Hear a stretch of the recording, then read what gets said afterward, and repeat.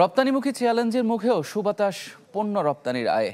শুধু মে মাসে এসেছে $5 বিলিয়ন, যা চলতি অর্থবছরের মাসের হিসাবে সর্বোচ্চ। আর 11 মাসে প্রায় $4,500 কোটি পণ্য রপ্তানি করেছে বাংলাদেশ।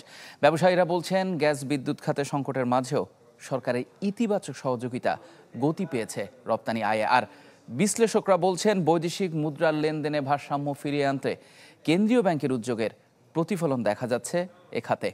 মইনুল হাসানের প্রতিবেদন।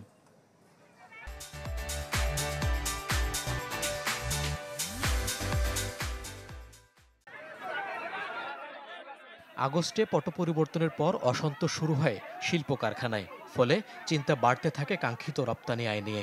তার উপর তীব্র গ্যাস বিদ্যুতের সংকট ও আইনশৃঙ্খলা পরিস্থিতির অবনতিতে অনিশ্চয়তায় পড়েন উদ্যোক্তারা।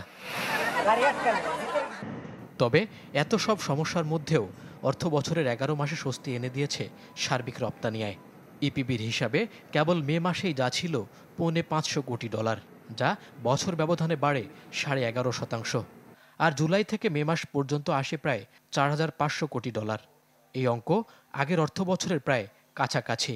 তাই 2024-25 অর্থ বছর শেষে নতুন রেকর্ডের পথে এই খাত। এটা হয়তোবা আরো অ্যাচিভ করা যেত যদি গ্যাস সংকটটার সমাধান হতে পারত। 50 বিলিয়ন যে টার্গেট, তার থেকে 2 বিলিয়ন আমরা হয়তোবা নিচে থাকবো।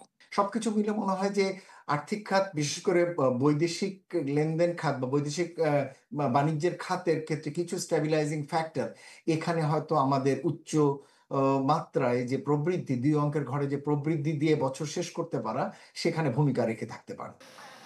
তথ্য অনুযায়ী 11 মাসে শুধু তৈরি পোশাক রপ্তানি হয়েছে $3,656 কোটি, যা মোট রপ্তানির 81%।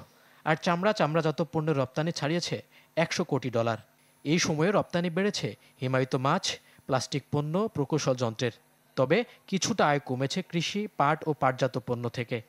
বিশেষজ্ঞরা বলছেন, সামনের দিনে এই ধারা ধরে রাখতে জোর দিতে হবে যুক্তরাষ্ট্রের সাথে আলোচনায়। আগামী দিনে সরকারের উচিত হবে মার্কিন যুক্তরাষ্ট্রের সাথে একটি দ্বিপক্ষীয় বাণিজ্য, বিনিয়োগ এবং প্রকিউরমেন্ট চুক্তি করা যায় কিনা, এবং সেই চুক্তির আলোকে যাতে ট্যারিফের আলোচনা, ইনভেস্টমেন্টের আলোচনা এবং প্রকিউরমেন্ট সংক্রান্ত আলোচনাগুলো করা হয়, সেটির মাধ্যমে যাতে সমাধান সরকার খোঁজে। বিশেষ করে এনবিআর আমাদেরকে যেভাবে সহযোগিতা করছে, যৌক্তিক বিষয়গুলি মেনে নিয়ে তারা দ্রুত সমাধানের চেষ্টা করছেন।